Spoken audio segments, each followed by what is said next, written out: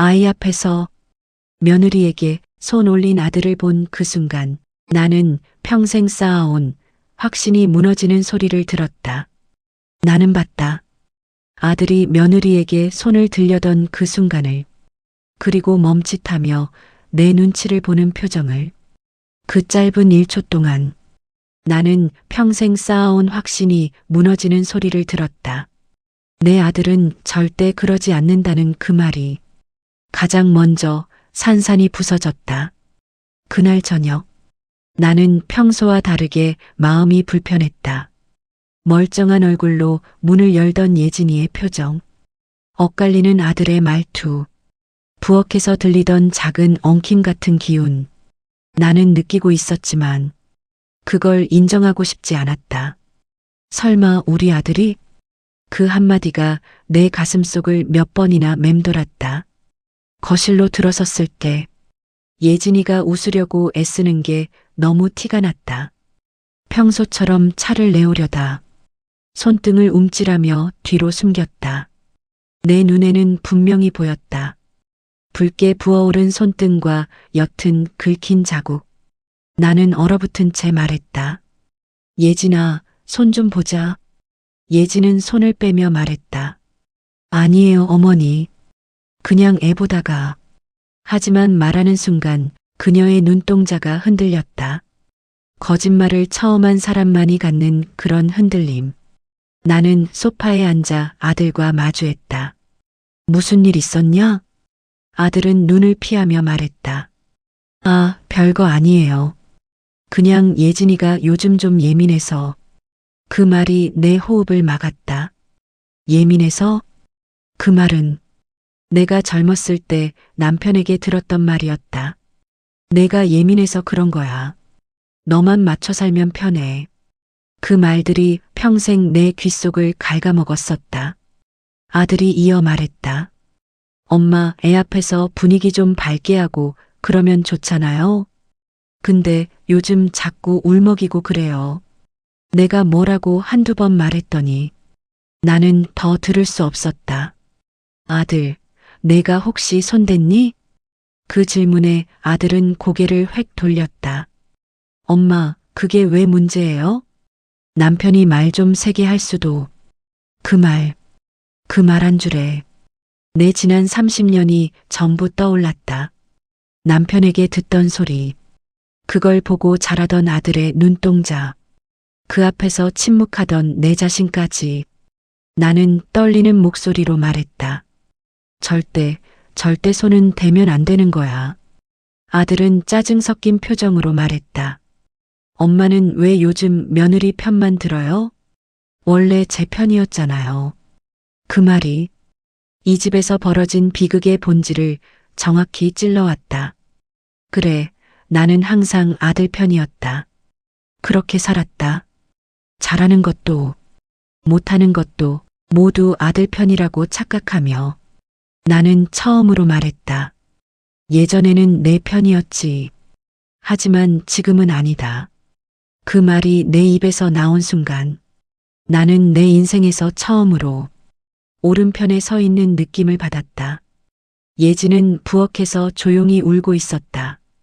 그 울음소리가 들릴 정도로 집안은 조용했다. 나는 그 소리를 듣는 순간 마음이 완전히 기울었다. 내가 지켜야 할 사람은 아들이 아니라 상처받는 사람이라는 걸. 그날 밤 나는 집으로 돌아와 한참을 앉아 있었다. 그리고 아주 느리게, 그러나 단단하게 결심했다. 이번엔 나는 침묵하지 않겠다. 예진이가 내게 전화를 걸어온 건 그날 밤이었다. 이미 잠자리에 들려고 불을 끄던 참이었지만 전화기 화면에 예진이라는 글자가 뜬 순간 가슴이 덜컥 내려앉았다. 며느리가 나에게 먼저 전화를 걸 일은 거의 없었다. 어머니, 혹시 내일 아침에 잠깐 오실 수 있을까요? 그 목소리는 낮았고 조심스럽고 말 사이사이에 보이지 않는 금이 가 있었다. 전화기 너머로 들리는 숨소리를 들으며 나는 알아챘다. 예진이는 지금 울음을 삼키고 있었다. 내일 말고 지금 갈게. 나는 그렇게 말하고 바로 외투를 들고 나갔다. 밤바람은 차가웠지만 내 마음은 더 차가웠다. 평생 회피로 버텨온 내 습관이 오늘따라 너무 부끄럽게 느껴졌다. 집에 도착했을 때 예진은 거실 창가에 혼자 앉아 있었다. 조명을 켜두지 않아 방 안은 어둑했고 예진의 얼굴만 흐릿하게 보였다. 눈가는 벌겋게 젖어 있었고 입술은 피가 날 만큼 깨문 자국이 있었다. 나는 조심스럽게 물었다. 예진아, 무슨 일 있었어? 예진은 대답 대신 눈물 한 방울을 흘렸다. 울려고 내 앞에 앉은 건 아니라는 듯 말을 꺼내는 걸 참으려 했지만 입술이 떨리는 걸 멈출 수 없었다. 애가 자는데 남편이 말끝이 끊어졌다. 그리고 겨우 이어붙인 단어였지만 이미 충분했다. 소리 질렀어요. 나는 고개를 끄덕였다. 예진은 잠시 숨을 몰아쉬더니 더 낮은 목소리로 말했다. 그리고 손을 잡아 끌었어요. 아이 앞에서요. 그 말이 내 귀에 들어오는 순간 마음속 깊은 곳에서 묵직한 쇳덩어리가 던져지는 느낌이 들었다. 아들도 남편도 그 어떤 남자도 아이 앞에서 그럴 권리는 없었다. 예진은 내 앞에서 자세를 낮추며 말했다. 어머니, 제가 잘못했어요. 제가 말투가 좀 날카로웠고 나는 손을 뻗어 그녀의 손등을 잡았다. 그 손은 떨리고 차갑고 힘이 없었다. 예진아, 내 목소리는 내가 생각한 것보다 더 단단했다. 그건 내 잘못이 아니야. 그녀는 고개를 저었다. 아니에요.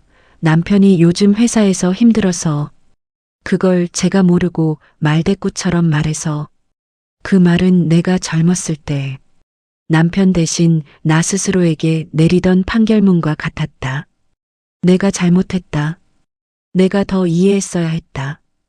그 문장을 반복하며 나는 내 잘못도 아닌 것들을 짊어졌다. 그리고 그 짐은 결국 아들이 그대로 이어받게 된 것이었다. 나는 예진의 손을 꽉 잡았다. 혹시 이번이 처음 아니지? 예진은 말없이 고개를 숙였다. 눈물이 무릎 위로 뚝뚝 떨어졌다. 처음은 아니에요. 그 한마디에 나는 잠깐 숨이 멎었다. 내가 목격한 건 폭력의 시작이 아니라 이미 오랜 시간 쌓여온 반복이었다는 걸 그제야 깨달았다. 나는 자리에서 일어나 부엌으로 갔다. 컵에 따뜻한 물을 따라오며 생각했다. 나는 왜 지금까지 몰랐을까? 아니, 몰랐던 게 아니라 안 보려고 했던 걸까? 내가 컵을 내려놓자 예진은 망설이며 입을 열었다. 어머님을 부른 건 남편이 좀 과했다는 걸 느껴서예요. 과했다? 네. 평소에는 안 그래요. 그냥 가끔 스트레스 받으면. 나는 다시 그 말에 멈췄다. 예진아, 그걸 가끔이라고 부르면 그 사람은 계속해서 가끔이라는 이름으로 너를 아프게 할 거야. 예진은 그 말을 듣고 잠시 숨을 삼켰다. 그리고 떨리는 목소리로 말했다. 아이가 무서워했어요. 저보다 더. 그 말은 어떤 긴 설명보다 더 무거웠다. 아이의 두려움은 절대 거짓말을 하지 않는다. 나는 호흡을 가다듬고 조용히 그러나 단단하게 말했다. 예진아, 이 문제는 이제부터 내가 같이 할게. 예진은 정말요? 라는 눈으로 나를 보았다. 그 눈빛 속에는 기대, 불안, 안도, 죄책감이 뒤섞여 있었다. 나는 고개를 끄덕였다. 너 혼자 두면 너도 무너지고 아이도 무너져. 예진은 울음을 멈추려 애쓰며 말했다. 저는 가정을 지키고 싶어요. 이혼 같은 건 하고 싶지 않아요. 나는 그 말이 오히려 너무 현실적이라는 걸 깨달았다. 사람은 결코 쉽게 도망치자고 하지 않는다. 그게 옳든 그르든 사람은 마지막 순간까지 함께 버텨보려고 애쓴다. 나는 예진의 손을 덥석 잡았다. 그래, 가정을 지키고 싶은 내 마음. 그거 너무 이해돼. 그리고 말을 덧붙였다. 그러면 가정을 지키기 위해서라도 멈춰야 하는 사람이 있어. 그게 내 아들이다. 예진은 숨을 들이켰다. 나는 처음으로 내가 어떤 말을 하고 있는지 정확히 인지했다. 평생 아들을 감싸던 내가 아들을 문제의 중심에 놓고 있었다. 그리고 그 말이 생각보다 더 자연스럽게 느껴졌다. 내가 조용히 말했다. 내일 내가 아들이랑 얘기할게. 더 이상은 안 된다. 예진은 눈을 다시 붉혔다. 어머니가 그렇게 말해주셔서 고맙습니다. 나는 그 말을 듣고 속으로 아주 조용히 말했다. 미안하다. 예진아, 너를 이제야 본 내가 더 미안하구나. 그날 집으로 돌아가는 길, 나는 평생 들어본 적 없는 외로움을 느꼈다. 그 외로움은 내 아들이 잘못했다는 사실을 인정해야 하는 외로움이었다. 하지만 동시에 작게, 아주 작게 안도감도 있었다. 나는 드디어 침묵의 편이 아닌 사람의 편에 서고 있었으니까. 아들과 마주하기로 결심한 그날 새벽, 나는 한숨도 자지 못했다. 침대에 누워 있었다고 말하기에도 민망할 만큼 밤새 뒤척이며 천장만 바라봤다. 가만히 있자니 마음이 더 뒤틀리고 움직이자니 가슴이 콱 막혔다. 나는 3번 집 밖으로 나가려다 멈췄고 5번 마음을 다잡았다가 무너졌다. 평생 아들 편에 서온 사람이 갑자기 아들을 꾸짖겠다고 마음먹는 건 말처럼 쉽지 않았다. 내가 과하는 건 아닐까? 아들도 힘들다는데 너무 몰아붙이는 건 아닐까? 나는 스스로에게 질문을 던지며 또 한 번 주저앉았다. 그러다 문득 예진의 그 말이 떠올랐다. 아이가 저보다 더 무서워했어요. 그 순간 나는 가슴을 움켜쥐며 앉았다. 예진의 고통보다 손주의 두려움이 더 날 흔들어 놓았다. 나도 기억했다.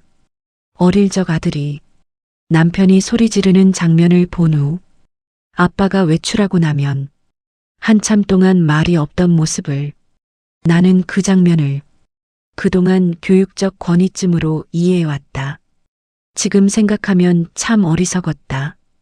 내 침묵이 아들의 두려움을 힘으로 해결하는 방법으로 바꿔놓은 건 아닐까? 그 새벽 나는 스스로에게 솔직히 말했다.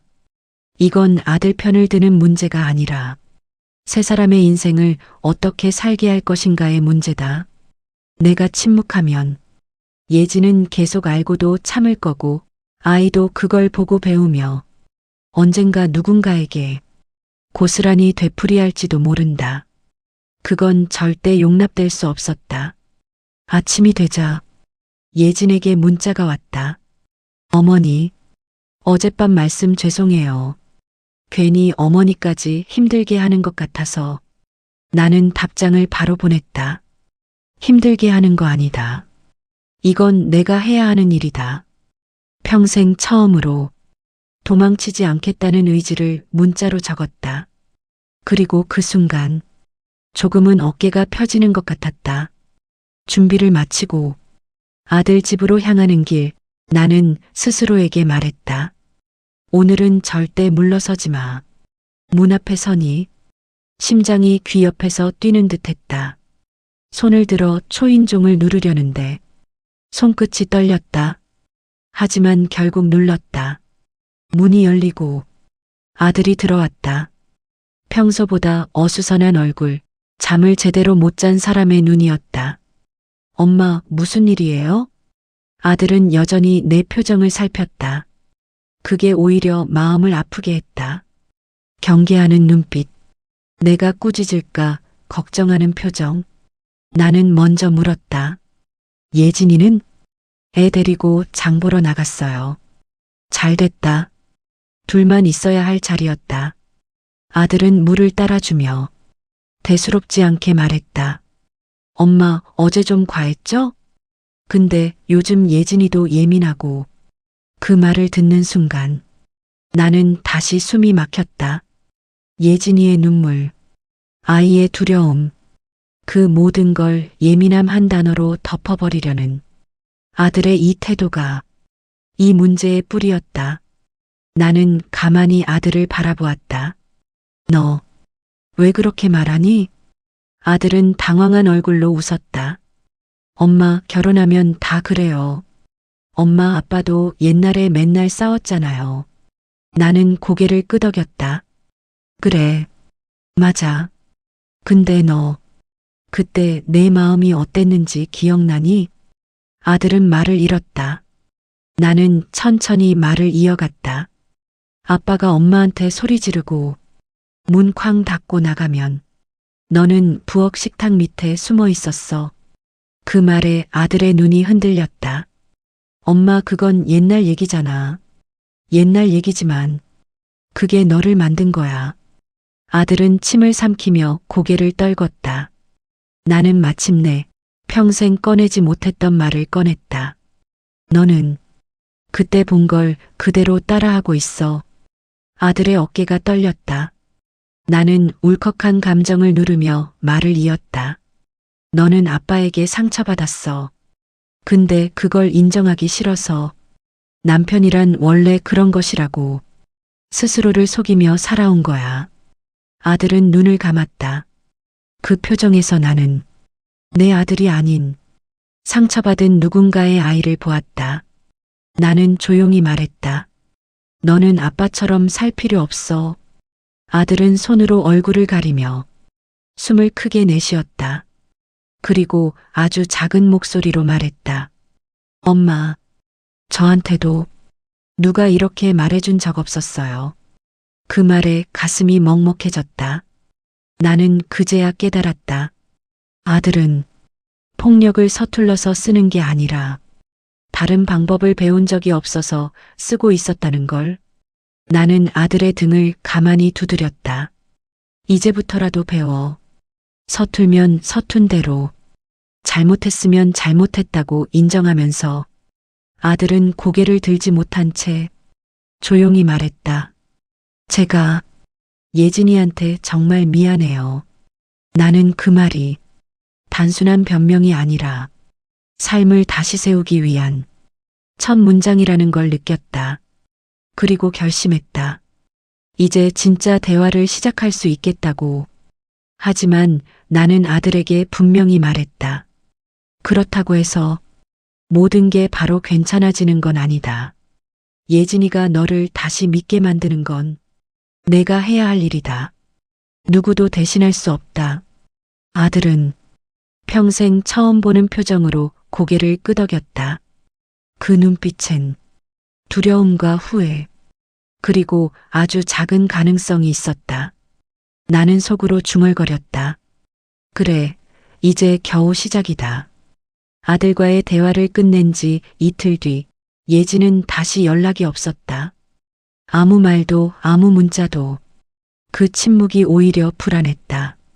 나는 하루에도 몇 번씩 핸드폰을 들었다 놨다 하며 예진이 집으로 돌아갔는지 아들과 어떤 대화를 했는지 확인하고 싶은 충동을 여러 번 참았다. 내가 먼저 움직이면 또 예전처럼 모든 문제가 덮여버릴지도 몰라. 지켜보는 것도 용기라는 사실을 이제야 조금 알 것 같았다. 그러던 셋째 날 저녁, 예진에게서 전화가 왔다. 전화를 받기 전부터 예진이의 목소리가 어떨지 알고 있었다. 어머니, 목이 쉬어 있었다. 숨을 고르는 소리, 울음을 누른 사람의 숨소리였다. 오늘 잠깐 집 앞에 와주실 수 있을까요? 나는 대답할 필요도 없이 이미 현관문을 열고 있었다. 아들 집 앞에 도착했을 때 현관문은 닫혀 있었지만 안에서 들리는 억눌린 울음소리는 문을 뚫고 내 귓가로 들어왔다. 나는 노크도 하지 않고 들어갈 뻔했지만 마지막 선을 지키며 문을 2번 천천히 두드렸다. 잠시 후 문틈 사이로 예진이 얼굴이 보였다. 붉어진 눈, 떨리는 입술, 말하지 않아도 다 알 수 있는 표정. 예진아, 무슨 일 있어? 그녀는 말하지 못하고 내 손목을 잡아 방 안으로 끌어들였다. 거실 한가운데는 손주가 조용히 앉아 있었다. 장난감 기차를 쥐고 있지만 움직이지도 놀지도 않았다. 아이의 표정은 너무 고요해서 오히려 더 불안했다. 애가 오늘 아빠가 큰 소리 내니까 갑자기 말을 잃었어요. 그 말에 나는 한 걸음도 더 움직일 수 없었다. 예진이가 계속 말했다. 어머니, 애가요. 제가 불러도 안 와도 반응을 안 해요. 아이를 바라보는 예진의 얼굴. 그 절망감은 내가 말로 표현할 수 없을 만큼 깊었다. 나는 아이 앞에 무릎을 꿇고 작게 말해보았다. 할미 왔다. 아이는 눈동자를 살짝 움직였지만 입을 열지 않았다. 손가락으로 쥔 기차만 아주 느리게 흔들렸다. 그 작은 움직임 하나에 예진은 다시 흐느꼈다. 어머니, 이게 아이한테도 상처가 된 거예요? 나는 고개를 끄덕였다. 그래, 아이들은 다 알아. 어른들 목소리, 표정, 숨소리까지. 예진은 얼굴을 감싸며 울었다. 그 울음은 단순한 슬픔이 아니라 폭발한 죄책감과 공포, 부서진 일상의 조각들이 한꺼번에 쏟아지는 울음이었다. 그 순간 문이 열리고 아들이 들어왔다. 손에 들린 서류 가방이 바닥에 떨어지며 투둑 둔탁한 소리가 울렸다. 아들은 예진을 보고 울고 있는 아이를 보고 마지막으로 나를 보았다. 그의 얼굴은 완전히 하얗게 질려 있었다. 엄마 왜 여기에? 나는 천천히 일어나 그를 바라보았다. 내 아들은 지금 너를 무서워하고 있어. 아들은 고개를 절레절레 흔들었다. 엄마, 그건 방금 보고도 그 말이 나오냐? 아들은 내 쪽으로 다가오려 했지만 나는 손을 올려 막았다. 멈춰. 그 단호한 말에 아들은 처음으로 나를 제대로 바라봤다. 그리고 그 순간 예진이 갑자기 큰 숨을 몰아쉬더니 아들에게 소리쳤다. 그만해. 그녀의 목소리는 지난 몇 년 동안 그녀가 억눌러온 모든 감정이 터져나오는 소리였다. 이제 좀 아이가 무서워한다는 걸 봐. 당신이 소리 지르면 아이가 눈도 못 맞춰. 아들은 멍하니 서 있었다. 예진의 눈물이 끊임없이 떨어졌다. 나한테 소리 지르는 건 참아왔어. 근데 아이한테까지 상처가 가는 건 그건 안 돼. 절대 안 돼. 아들의 입술이 떨렸다. 나 그럴 생각 아니었는데. 생각 없어서 더 무서운 거야. 예진이 소리쳤다. 당신은 화나면 아무도 못 봐. 나도 아이도. 아들은 숨을 들이켰다. 그리고 눈가가 붉어졌다. 나 정말 모르겠어. 어떻게 해야 되는지. 그 순간 나는 그 말이 진심이라는 걸 알았다. 그는 자신의 분노를 스스로도 통제하지 못하고 있었고 그걸 인정하는 순간 비로소 무너지고 있었다. 나는 조용히 말을 꺼냈다. 너 지금 예진이한테 미안하다고 말하기 전에 먼저 아이에게 말해야 한다. 아들은 아이를 바라봤다. 하지만 아이는 아빠가 들어온 순간부터 그의 방향을 아예 보지 않고 있었다. 아들은 입술을 깨물고 목이 메인 목소리로 말했다. 아빠가 미안하다. 목소리는 너무 작았고 진심인지도 알 수 없었다. 하지만 적어도 그가 처음으로 말을 건넨 것은 분명했다. 나는 조용히 덧붙였다. 이건 끝이 아니라 시작이다. 너 혼자 바뀔 수 없고 너 혼자 해결할 수도 없다. 전문 상담받아. 그리고 예진이가 너를 다시 믿게 할 기회도 너한테 있는 게 아니야. 그건 예진이 마음이야. 아들은 고개를 끄덕이며 눈물을 참았다. 예진은 더 이상 울지 않았지만 표정은 결연했다. 그리고 그날 밤 우리는 모두 알았다. 이 가족은 예전으로 돌아갈 수 없다는 걸. 그리고 그게 오히려 살아남을 수 있는 유일한 길이라는 걸. 아들과 예진이 그리고 손주까지 한 공간에 모여 울고 외치던 그날 밤 이후 집안의 공기는 완전히 달라져 있었다. 어떤 말도 바로 이어지지 않았고 누군가의 한숨 하나에도 모두가 조용히 굳어졌다. 나는 거실 의자에 앉아 아들이 바닥을 보며 울음을 참고 있는 모습을 보았다. 그 모습을 보면서 어쩐지 내 어린 시절의 그림자를 보는 듯한 기분이 들었다. 그리고 예진은 손주를 꼭 안은 채 가만히 앉아 있었다. 하지만 그 얼굴은 그동안 보여준 것보다 훨씬 단단해져 있었다. 그녀는 더 이상 참는 사람이 아니었다. 잠시 뒤 나는 예진에게 조용히 말했다. 너랑 손주, 나랑 같이 가자. 여기서 당장 결정을 내릴 필요는 없어. 예진은 고개를 끄덕였고 그 순간 아들이 자리에서 벌떡 일어났다. 엄마, 그렇게 데려가면 우리 관계는. 나는 고개를 저었다. 아직 끝난 게 아니야. 지금은 숨 쉴 틈이 필요한 거다. 아들은 멍한 표정으로 서 있었다. 그러다 결국 입술을 꼭 깨물며 말했다. 가세요. 대신 저도 생각할 시간 좀 주세요. 그 말은 사과도 변명도 아니었다. 하지만 오히려 더 진심이었다. 그는 지금 자신의 감정을 말로 표현할 수 없는 어른아이 같았다. 그리고 그게 솔직히 너무 아팠다. 집으로 돌아오는 길, 예진과 손주는 차 안에서 말을 거의 하지 않았다. 손주는 조용히 창 밖만 바라봤고 예진은 손주의 손을 꼭 잡아준 채 한 번도 손을 놓지 않았다. 집에 도착하자 손주는 익숙한 환경 때문인지 조금씩 감정을 되찾는 듯했다. 방에 들어가 블록을 꺼내기 시작했고 예진은 그 모습을 보며 숨을 길게 내쉬었다. 어머니, 오늘 정말 죄송해요. 나는 고개를 저었다. 예진아, 미안한 건 내가 미안해야 해. 그 말에 예진은 놀란 듯 나를 바라봤다. 나는 잠시 숨을 고른 뒤 말했다.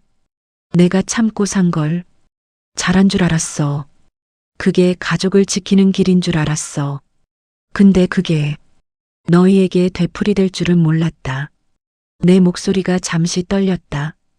내 침묵이 너희를 이렇게 만든 것 같아서 그게 제일 미안하다. 예진은 고개를 숙였지만 이번엔 우는 표정이 아니라 마치 무언가를 결심하는 얼굴이었다. 어머니, 저 도망치고 싶지는 않아요. 그이는 좋은 사람이에요. 근데 힘들 때면 다른 사람이 되거든요. 나는 그 말을 들으며 그녀가 진심으로 남편을 사랑하고 있다는 걸 다시 한번 느꼈다. 그러면서도 그 사랑이 그녀를 무너뜨리고 있다는 것도. 나는 조용히 말했다. 그래서 우리가 필요한 거야. 너도, 아들도, 손주도. 이제는 혼자 싸우지 않아도 돼. 예진의 어깨가 조금 내려갔다. 예진이는 나를 바라보며 살짝 아주 작게 웃었다. 그 표정이 오래 기억에 남을 것 같았다.